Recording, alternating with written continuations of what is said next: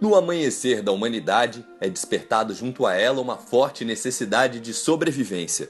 Na era pré-histórica, os homens eram nômades e coletores. Para sobreviver, desenvolveram valências físicas. Precisavam ser fortes, velozes e resistentes para fugir, caçar, se defender e tudo mais para garantir a sobrevivência da espécie. A inteligência humana e estrutura física lhe permitiram que pudesse criar ferramentas.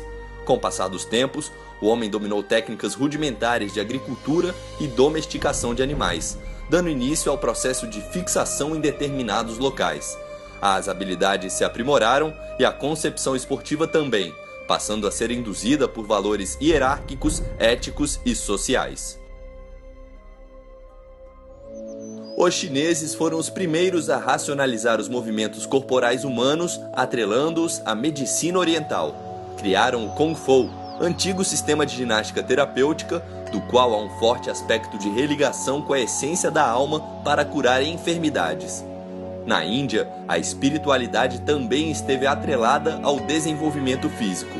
A yoga, criação indiana, integra os aspectos físico, intelectual e emocional do ser. Além do yoga, foi na Índia que nasceu a base do que hoje conhecemos como jiu-jitsu. O Egito foi a nação que na antiguidade conquistou um alto grau de aperfeiçoamento esportivo. Suas práticas eram bastante diversificadas e os treinamentos rigorosos, visando as batalhas e as guerras constantes que enfrentava. Já na Grécia, o exercício físico era instrumento de formação moral e espiritual por conta do culto aos seus deuses. Foi lá que nasceu os Jogos Olímpicos, criados para homenagear Zeus, a maior divindade do Olimpo. Na primeira edição dos Jogos, por volta de 776 a.C., houve somente a prova da corrida de 192,27 metros, disputada e vencida por Coroebus de Elis, o cozinheiro reconhecido como o primeiro campeão olímpico. Depois da 13ª edição, outras modalidades foram inseridas. Para participar, era necessário ser homem e cidadão livre. As mulheres não podiam nem participar nem assistir, com risco de punição com a morte, caso fosse casada. Como nos tempos atuais, os Jogos Olímpicos eram realizados de 4 em 4 anos, mas com o domínio do Império Romano sobre a Grécia a partir do ano 144 a.C., começou o declínio das Olimpíadas na Era Antiga. A Igreja viu os Jogos como um culto a divindades pagãs, até serem proibidos de vez por questões religiosas. Com a queda do Império Romano, houve também o fim dos esportes de espetáculo. Já a Igreja continuou forte e foi a principal propagadora da ideia de que o culto ao físico negligencia o culto ao espírito, assim contaminando a alma. Mesmo assim, existiram manifestações de educação física, porém elas não eram difundidas, somente toleradas.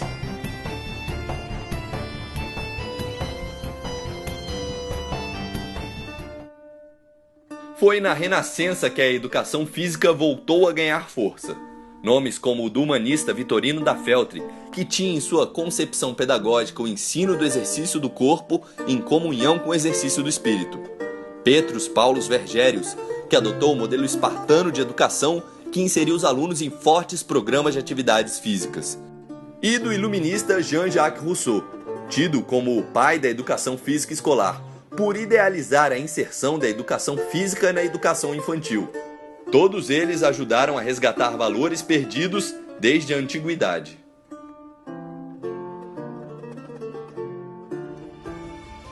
Esse período histórico da educação física foi marcado pelo surgimento das escolas europeias de educação física, cada qual com suas características e bases de influência. As principais foram a escola alemã, que foi o berço da ginástica olímpica atual, a escola nórdica, que promoveu o desenvolvimento harmônico e racional, a progressão pedagógica da ginástica e a alegria nas aulas. A escola francesa, que preconizou o método natural e difundiu globalmente a ginástica calistênica, ou calistenia, destinada à população mais necessitada, que foi amplamente praticada no Brasil até a década de 70. Isso sem falar na escola inglesa, baseadas nos jogos e esportes, que incorporou o esporte no âmbito escolar com uma conotação educativa. Os ingleses sistematizaram as regras ou criaram diversos esportes, como o futebol e o rugby.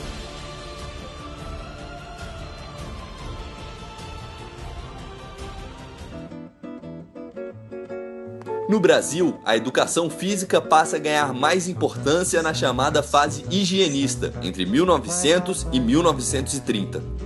Logo em seguida, na fase militarista, de 1930 a 1945, a educação física é usada como meio para aprimoramento da raça e fortalecimento do Estado. Promovia a disciplina moral e o adestramento físico. O objetivo dos militares era formar homens fortes, disciplinados, com boa aparência física e resistente a doenças. A partir de 1945, a educação física brasileira entra na fase de pedagogização. Foi nessa época que foi habilitado o profissional de educação física. As atividades esportivas ganham importância no currículo escolar e o desenvolvimento de habilidade passa a ser o principal foco da disciplina. A fase atual começa a partir da década de 70, com o estreitamento do esporte e o nacionalismo, e é impulsionado pela obrigatoriedade da educação física nos ensinos fundamental e médio a partir de 1971.